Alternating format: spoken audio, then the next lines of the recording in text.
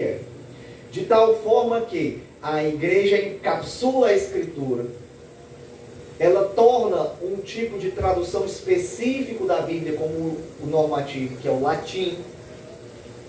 E todo um povo que até um certo período do Império Romano falava latim, mas ali no começo da Idade Média e o advento dos bárbaros, derrubando o Império Romano e tomando ali toda a Europa, Ásia, Oriente Médio, parte do Oriente Médio pelo menos, o latim é esquecido. As gerações que vão surgindo não sabem latim, então as pessoas nem sabiam o que estavam lendo, porque não conheciam a língua, e ainda que soubessem, a interpretação era dada pela igreja. Ninguém poderia ler a sua Bíblia e interpretar, somente o sacerdote poderia fazer.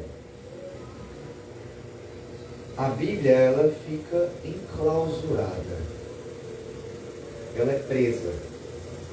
E aí na Reforma, e os seus brados, que é somente a Escritura, mas não somente a Escritura, mas o direito de que todo crente, ele deveria ler a Bíblia, porque se foi o Espírito Santo quem a interpretou, a inspirou.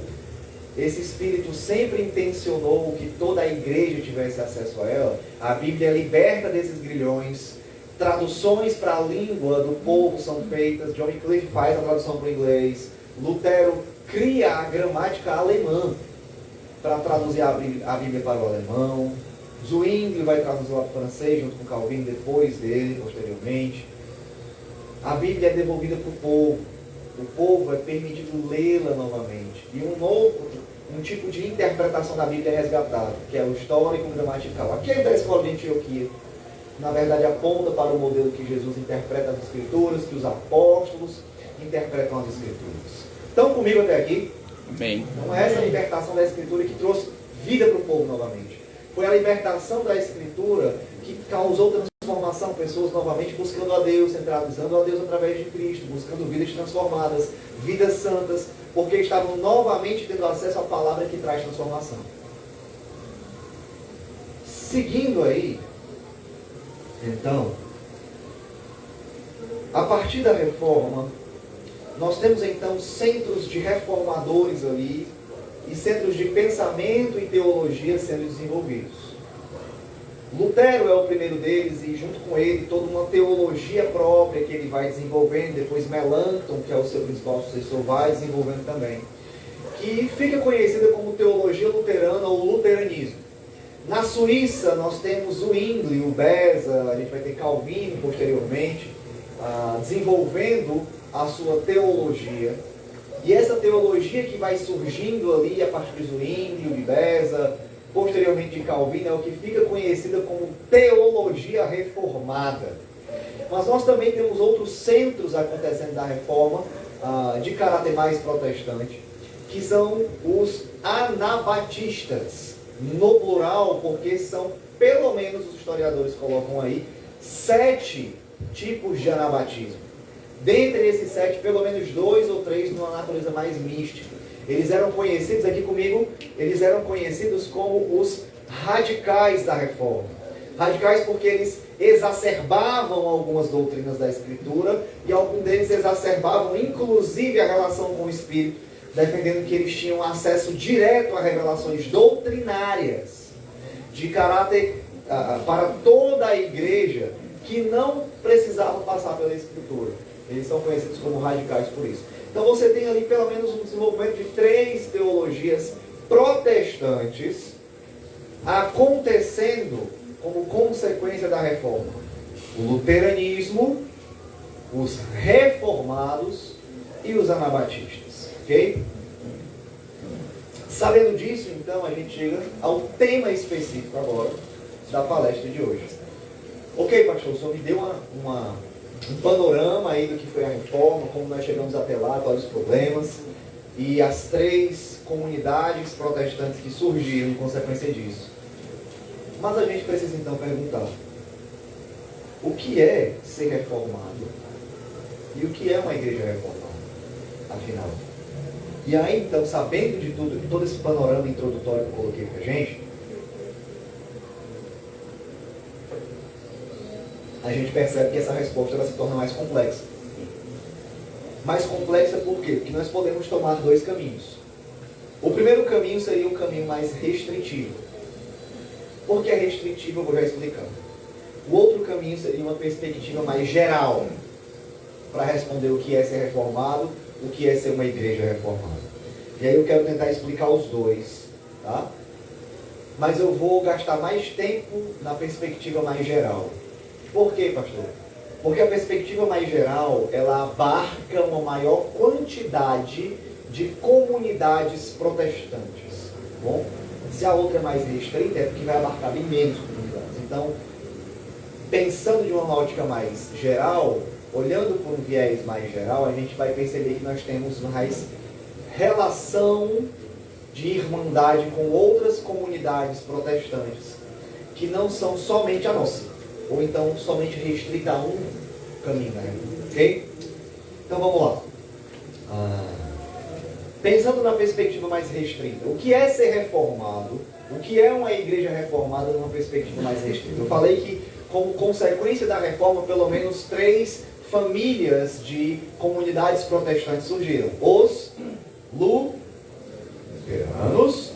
os anabatistas e os reformados.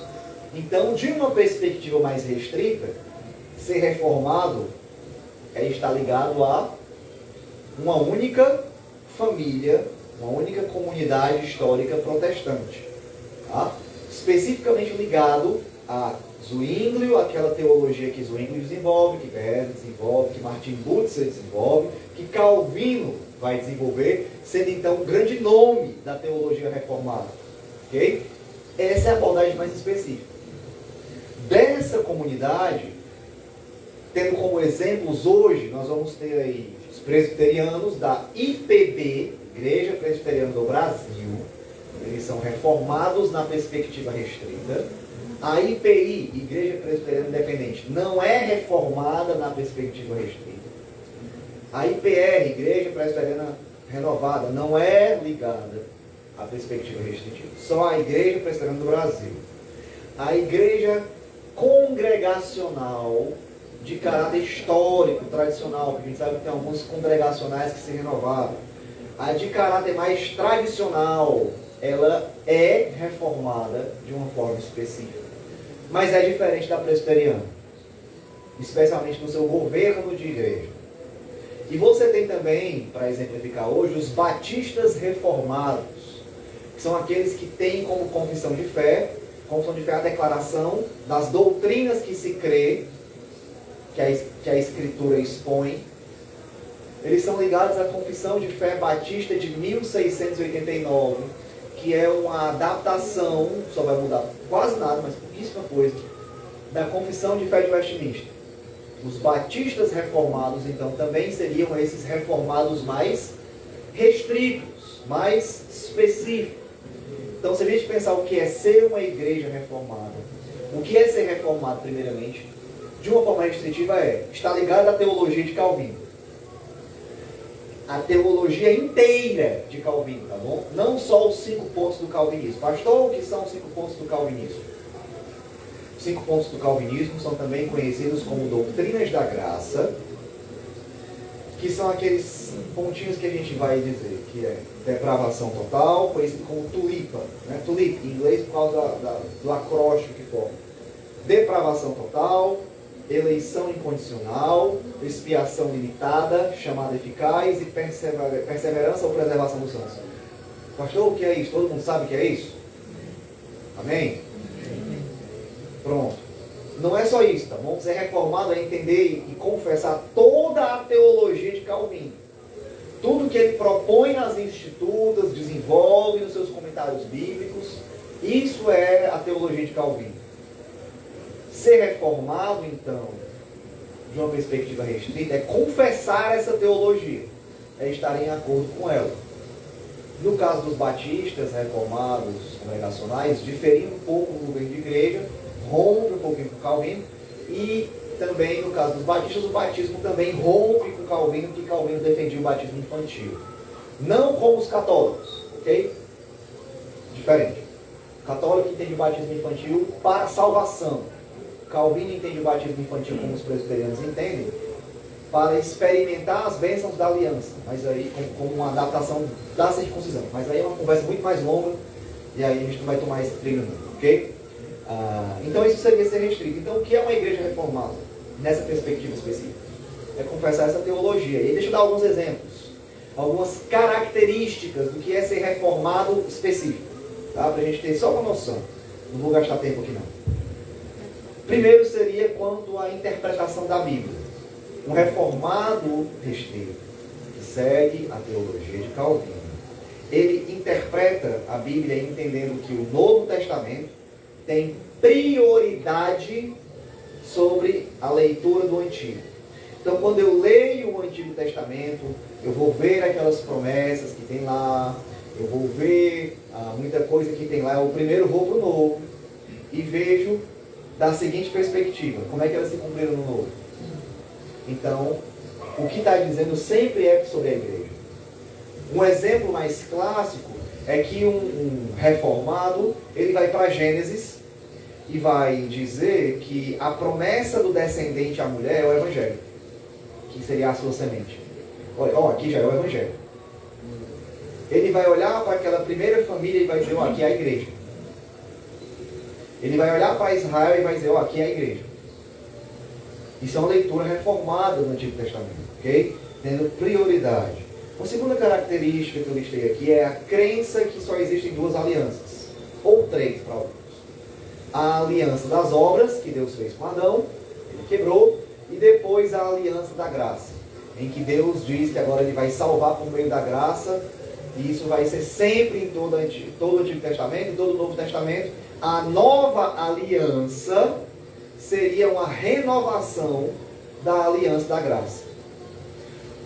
E aí, ligado diretamente a essa questão de aliança, se é uma renovação da aliança da graça, em que então diferiria a lei mosaica? Nós estaríamos ligados à lei de Moisés? Um reformado diria: sim, somente a lei moral, que seria a visão tripartida da lei. Eles olham para a lei de Moisés e dizem: a lei de Moisés não tem regras lá, se você lembrar dos 603 mandamentos. Não tem regras sobre você tem que construir parapeito em cima da casa, você tem que, se for fazer suas necessidades, sair da comunidade, cavar um buraco. Questões bem civis, né, de governo, assim, bem civil. Eles vão dizer, pois é, isso é a parte civil da lei. Uma vez que a igreja, e aqui é uma outra crença, uma outra característica reformada, substitui Israel é esquecido por Deus e a igreja entra como substituto, então o que era civil, ficou para trás. A outra lei que eles vão olhar, a outra parte da lei que eles vão olhar é a parte cerimonial da lei, que são os sacrifícios, os rituais, que eles vão dizer, todos eles se completam em Cristo. Eles apontavam para Jesus, Jesus é o sacrifício definitivo. Então não precisa mais cumprir os rituais. Sobrou o quê? Que eles vão dizer que é a lei moral, que é resumida nos 10 mandamentos. E aí os reformados clássicos vão ser sabatistas. Vão crer que o sábado é mandamento para a igreja hoje. Sabatista é igual adventista? Não. Porque o adventista entende que guardar o sábado é regra para a salvação. Se quebrar, vai para o inferno. Sabatistas no sentido de que um dia tem que ser guardado para a prática de boas obras, somente para a adoração. Não pode ser usado para trabalho, e isso é mandamento de Deus. E aí eles transferem o sábado para o domingo, porque vão dizer que João, por exemplo, foi arrebatado no domingo, João vai chamar o domingo de dia do Senhor, a igreja modificou para o domingo, então seria o domingo. Enfim, essa seria outra característica de ser reformado específico, bom? Pensando na teologia de Calvino. Já citei aqui a questão de que Israel então é substituído pela igreja no plano redentivo de Deus. Israel é rejeitado por Deus e a igreja entra tomando lugar. E aí vem uma implicação disso, qual é? É que todas as promessas que estavam lá para Israel se cumprem na igreja, física ou espiritualmente, não restando absolutamente nada para a nação de Israel. Tá? E por último, que o reino de Deus é a mesma coisa do milênio e que nós já vivemos nesse milênio hoje porque ele é espiritual, porque Jesus já está reinando, restando apenas a vinda de novos céus e nova terra. Isso seria, resumindo, os principais elementos mais distintivos da teologia reformada. Que quem é reformado de forma restrita, acredita, confessa, com uma variação ou outra, no governo de igreja ou no batismo. Ser uma igreja reformada. Dessa perspectiva, então, é confessar pelo menos essa parte mais grossa dessa teologia. Tá bom? Que é o que eu trouxe aqui pra gente. Amém? Estão comigo até aí? Agora a gente vai passar, então, para a perspectiva mais geral. E aí a gente vai agora com mais cautela.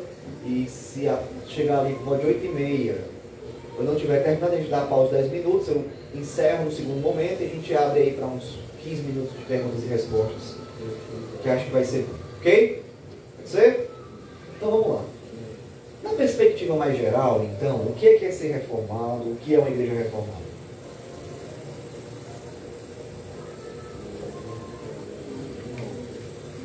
Você há de convir que na reforma protestante nós falamos.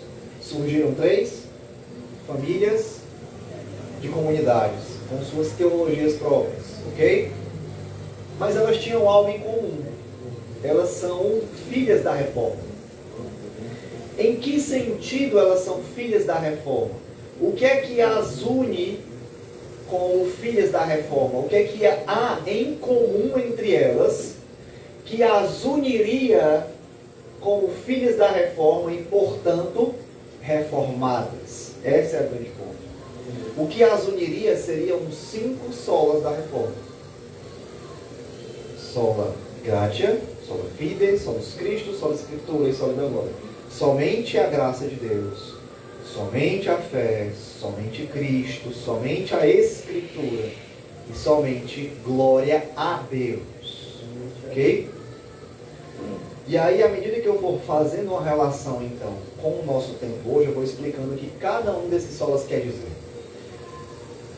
Portanto, ser reformado de uma perspectiva mais geral, que nos colocaria em comunhão com outras igrejas que não são restritas, que não seguem uma teologia aliancista, que seguem uma teologia distinta, um aliancismo progressivo, uma teologia da nova aliança, um dispensacionalismo progressivo, um dispensacionalismo revisado, que nos colocaria em comunhão então com igrejas como desde Presbiteriano do Brasil, aliancista, mas aí com os luteranos, com os anglicanos, com muitos pentecostais, sim, especialmente os que ainda conseguiram sobreviver às ondas que vieram posterior à primeira, irmãos de igrejas independentes, continuistas ou não, batistas bíblicos, batistas regulares, batistas da convenção, nos colocaria em comunhão com muito mais igrejas por serem filhas da reforma ao confessarem os 5 solas da reforma. Estão comigo?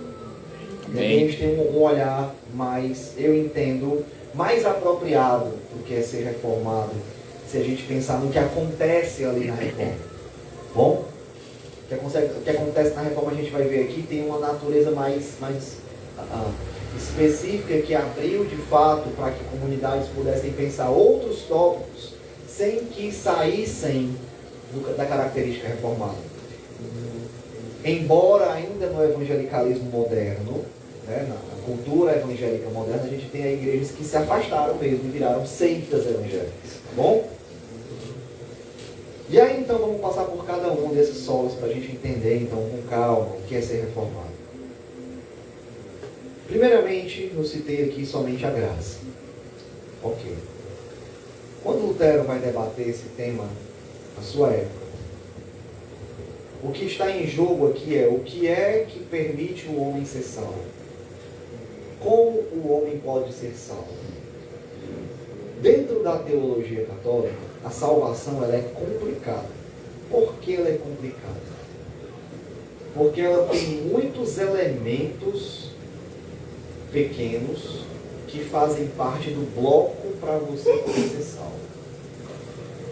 Se eu falar de um modo muito resumido, é basicamente dizer o seguinte: a salvação na Igreja Católica Romana, na época de Lutero e até hoje, ela consistia no seguinte: Jesus salva você através da cruz, Mais, símbolozinho de mais, tá bom? De acréscimo. Você faz um bocado de coisa e faz boas obras. Cada um faz 50% da conversa. E aí é salvo.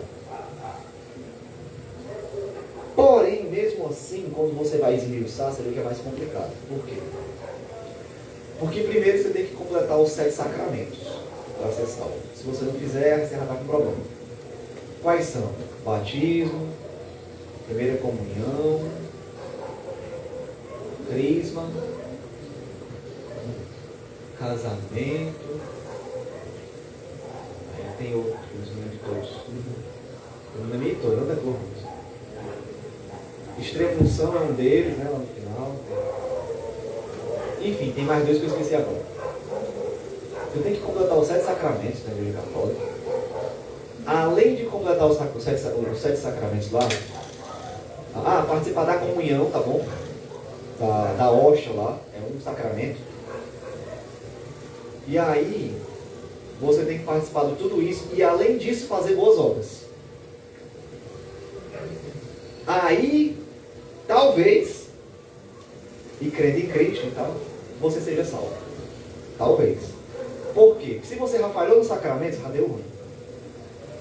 Você já não conseguiu a salvação. Se na prática dá boas obras, mas eles não deixam claro, é uma boa obra? São quantas? Como eles não esclarecem, sempre vai dizer assim, talvez você não tenha conseguido fazer as boas obras necessárias para ser salvo. E aí qual foi a saída da Igreja Católica? A criação de uma outra teologia para ver se salva o resto do povo e ninguém para o céu. Que é a doutrina do purgatório. Que não, você não fez tudo e tal, mas você fez alguma coisa, né? Então tudo bem, você não vai direto para o céu, você vai para um outro lugar chamado purgatório. E aí lá no purgatório, você ainda vai expiar os seus pecados um pouquinho, depois da morte. Aí depois, quando Jesus voltar na ressurreição, você é tirado de lá e vai para o céu. Aí, beleza. Você fica na antessala do inferno, né? Você fica lá sendo os pecados expiados. Você fica assim, o céu é onde não é bem ali, o inferno é bem aqui. Como é que é o negócio? Aí você só sai quando Jesus voltar. A não ser que o Papa declare que você é santo. Você seja beatificado. Aí você vai para o céu direto. Complicado, né? Aí o Lutero vai dizer assim, cara, não. A Bíblia não diz isso. A Bíblia vai dizer que nós somos salvos pela graça. O que é ser salvo pela graça? É que nós não temos nenhum mérito em nós mesmos que nos torne dignos da salvação. É Deus quem intencionalmente e totalmente de graça para nós nos concede a salvação. E aí, conectando com hoje, não é só a Igreja Católica que defende isso, tá? Mesmo dentro do cristianismo evangélico, e não vou nem tocar em seitas como Testemunhas de Jeová, como Adventistas, que são seitas, claramente defendem como o catolicismo obras para você ser salvo, mas dentro do evangelicalismo moderno, com o advento da segunda onda do pentecostalismo, ali, quando surge, por exemplo, a comunidade do véu, a igreja quadrangular, e a sua terceira onda, mais mesmo enfaticamente, que é a chegada do neopentecostalismo e as igrejas emergentes que vêm em seguida, novamente volta a ideia de mérito. Que você tem que fazer, depende de você, está nas suas mãos, é você que faz, é você que tem que conseguir, é você que conquista, é você que vai ter que ser. E se não fizer, meu irmão, aí não. Aí nem Jesus pode lhe ajudar. Complicado. Quando nós olhamos para o que Lutero faz, Lutero vai defender ali que somente a graça, que é uma intervenção divina, O que ele está reverberando é o que a Escritura diz. Olha para Ezequiel, vamos ler a Bíblia para não ficar só em palestra sobre a história da igreja. Olha o que diz Ezequiel 36, verso 22. Aqui é o equivalente de Jeremias 31 ao 33, tá bom? É a promessa da nova aliança.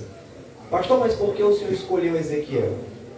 Porque em Ezequiel, quando ele profetiza a nova aliança, ele lembra que Ezequiel profetiza contra Israel, ali sobre o cativeiro assírio, mas ele lembra que o remanescente vai ser salvo, Deus virá, Deus não quebrará a sua promessa a Davi, Deus fará uma nova aliança. É a mesma promessa de Jeremias.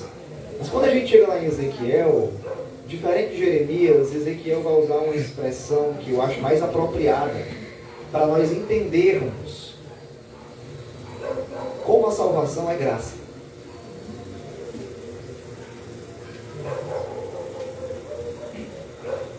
Olha o que diz Ezequiel capítulo 36, versos 22 até o 28. Bom? Ezequiel capítulo 36, versos 22 até o 28. Diz o seguinte: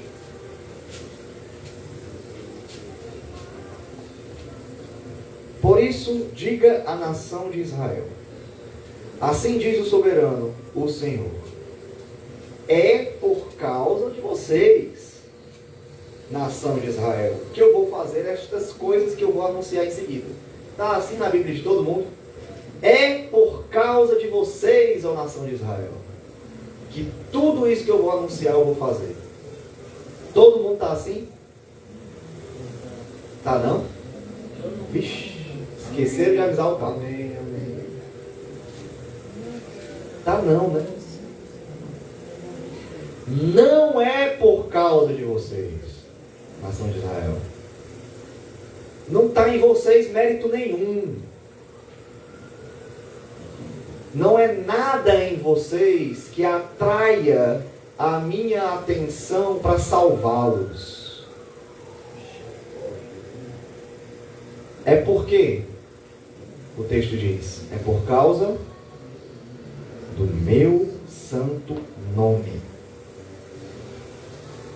Ah, a gente tem mérito. Aí o texto continua, que vocês profanaram. Você tem mérito, você tem culpa. E a conta está alta.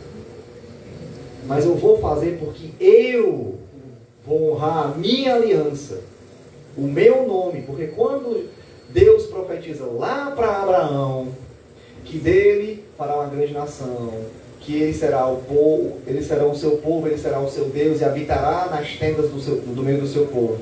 Aquela promessa para Abraão, depois quando você vai para Gênesis capítulo 15, se não me engano, onde Abraão tem aquela visão, né? Deus dá uma visão para ele em que ele vê animais despedaçados, lembra dessa passagem? E aí aqueles animais despedaçados, Deus vem como um grande furacão lá de chamas e ele passa no meio dos animais. E aí depois repete a aliança do capítulo 12. O que é que essa imagem significa? No Oriente Antigo, lá no Antigo Oriente Próximo, 5.000 anos atrás, sei lá, não vai pegar, que Abraão é bem mais anterior a Moisés. Moisés é 2.500 a.C., por exemplo, 1.500 a.C. Abraão está bem mais para trás. Então, sei lá, 5.000 anos antes atrás, não sei quantos milhares de anos atrás. Havia uma prática de aliança entre reis, em que eles despedaçavam o animal, pegavam tipo um bezerro, um boi, um carneiro, partia no meio, jogava as partes no chão. Aí partia outro, jogava as partes no chão. E aí os dois passavam pelo meio, simbolizando o seguinte na aliança: se eu não cumprir o meu lado da aliança, que eu seja despedaçado como esse animal.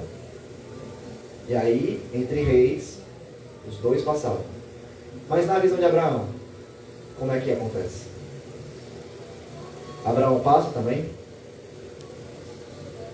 Deus passa sozinho. É Deus dizendo assim: é o meu nome que está em jogo. Eu vou fazer. Por quê? Porque eu quero abençoar. É unilateral. É algo que é repetido na aliança davídica em 2 Samuel 7,14. Quando Deus promete que da casa de Davi não sairá dinastia até que venha aquele a quem ela pertence. Uma referência ao Messias. E lá Davi diz assim, Senhor, quem sou eu para tu me prometer um negócio deste tamanho, Senhor? E Deus diz, eu vou fazer. E aí sempre nos profetas ele vai dizer, não, mas por causa de Davi, meu servo. Por causa de Davi, meu servo. Que eu prometi para ele. Mas no final é o que Ezequiel está dizendo. É o meu nome. Porque eu prometi e eu zelo pelo meu nome. A salvação é inteiramente de graça. Pastor, mas não tem nenhum mérito.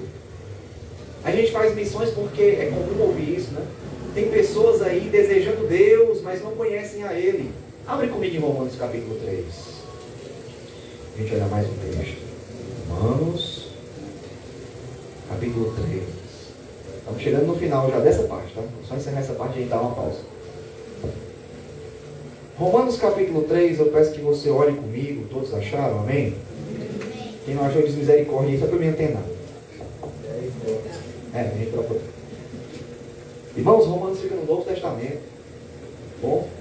Depois ali do livro de Atos. E o capítulo 9 fica depois do 8. O capítulo 3 fica depois do 2. Eu não quero usar para o 3. Lá no 3 você vai para o verso 9. Bom? A gente vai ler até o verso 20. Romanos 3, versos 9 a 20 diz assim, ó. Que concluiremos então? Paulo vem argumentando desde o capítulo 1, verso 18, que tanto gentios como judeus, todos pecaram diante de Deus. Mas aí Paulo vai citar a Septuaginta, que é a versão, as versões, né? Que você tem Septuagintas. Não é só uma versão grega do Antigo Testamento, você tem várias traduções para o grego, ali feitas na época do ano 70 a.C., enfim, ou perdão, ano 400 a.C., 200 mais ou menos a.C. Ele vai citar a Septuaginta, capítulo 14, que é o nosso Salmo 13. Perdão, capítulo 13 do Salmo, que é o nosso Salmo 14. Tá bom?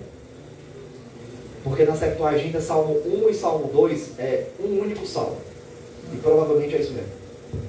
O que concluiremos então? Estamos em posição de vantagem? Paulo está falando, nós, judeus? Não. Já demonstramos que tanto judeus quanto gentios estão debaixo do pecado. Essa expressão é sob o domínio do pecado. Como está escrito? Primeira coisa, todo mundo tem mérito. Amém? Amém não, gente. Olha o texto. Não há nenhum justo. Nenhum sequer. Não há quem entenda, as suas mentes estão depravadas, escravos do pecado. Ninguém que queira Deus. A gente faz missões não é porque as pessoas estão desejando Deus e não conhecem. A gente faz missões porque Deus tem os seus. Como ele diz lá para Paulo em Atos, quando Paulo vai pregar em Corinto, diz, Paulo, volta, tenha medo não, porque tem meus lá que eu escolhi salvar. Sou eu que escolho, Paulo, sou eu que salvo pelo meu nome. Só que o que é mais interessante nesse texto, você pode pensar, pastor, isso é a teologia de Paulo, é Paulo que está falando, não é Deus que está falando isso. Ainda que você queira dizer um impropério desse, uma tolice dessa, se você for ler o seu Salmo 14, depois você anota e abre lá em casa, na sua casa, você vai ver que o Salmo 14 começa assim, ó. E Deus, Yahvé, olha do céu para baixo, para a terra, e diz, não há nenhum sequer. É Deus que dá o atestado da humanidade. Quando Paulo sempre está dizendo assim, ei judeu, tu acha que está querendo muita coisa? Ó quem é que fala de ti aqui, sou eu não, viu? Volte para lá com o Salmo, você não é um judeuzão, seguidor da Torá, ama a Bíblia judaica, ela é a palavra de Deus, entregue por anjos para Moisés. Pois é, quem está falando que nenhum de vocês presta também é Deus, não sou eu. E aí todo o resto do Romanos 3 vai expressar que não tem ninguém, absolutamente ninguém, que tenha mérito algum para a salvação. Antes, olha lá em Efésios agora, abra a sua Bíblia em Efésios. Você vai para frente, passa 1 e 2 Coríntios, passa Gálatas, aí você chega em Efésios capítulo 2. Onde Paulo vai começar dizendo que todos estão mortos em transgressões e pecados, são por natureza filhos da ira, alvos, dignos não de salvação, mas dignos da ira de Deus. escravos do príncipe das potestades do alto. Paulo está fazendo referência a Satanás. E aí lá na frente, depois dele dizer isso, lá no verso 8, perdão, olha o verso 3. Verso 4, perdão, verso 4. Depois dele explicar a condição caída da humanidade, ele usa uma conjunção adversativa para dizer: mas, uma vez que vocês têm mérito, Deus foi lá e salvou. É assim que diz o texto? Mas vocês atraíram a atenção de Deus. É assim? Mas Deus, que é rico em misericórdia, pelo grande amor com que nos amou, nos deu vida em Cristo. Quando? Quando a gente merecia? Quando estávamos mortos em delitos e pecados. Vai para o verso 8 agora. Porque vocês são salvos por conta do esforço de vocês. É isso assim que diz? Ó, vocês são salvos porque vocês merecem. Tá não, né? Não. Esqueceram de avisar o Papa de novo. Vocês são salvos pela graça, por meio da fé. E aí a expressão que ele usa em seguida, e isto não vem de vocês, o pronome aí está na declinação, ele está neutro, ele não é masculino nem feminino, a pessoa dele. O gênero dele não é masculino nem feminino, está neutro. Por que está neutro? Provavelmente porque Paulo está se referindo à salvação e à fé. Ou seja, o que Paulo está dizendo é: até a fé que vocês têm, Deus deu. Não vem de vocês. Por isso que é de graça. Não tem mérito nenhum. Ser reformado de uma perspectiva maior, onde nós temos comunhão com muitos nossos irmãos, é a crença firme de que nós fomos achados, porque o perdido éramos nós, não Deus. De que nós fomos salvos, porque quem estava em condenação éramos nós. De que nós recebemos vida, porque quem estávamos mortos éramos nós. E mortos não têm livre-arbítrio. Foi como dizia Spurgeon. Foi Deus que, no seu grande amor e misericórdia infinita, como diz Paulo em Efésios. Capítulo 1 de Efésios ele vai dizer: nos elegeu, verso 3, capítulo 1 de Efésios, verso 4. Nos elegeu antes da fundação do mundo. Paulo em Romanos 9 vai dizer: ele nos elegeu antes da fundação do mundo, para que pela eleição ficasse provado que a salvação é de Deus e a glória não pertence a ninguém. Aí ele cita Esaú e Jacó e diz: porque Deus escolheu Jacó e rejeitou Esaú. E fez isso quando? Quando eles ainda estavam no ventre, para que não fosse por obras, por mérito, mas por causa daquele que elege, que escolhe. Ser reformado, então, de uma perspectiva geral, e aqui nos coloca em comunhão com muitos irmãos, muitas comunidades diferentes, de crenças continuistas, cessacionistas, dispensacionalistas ou aliancistas.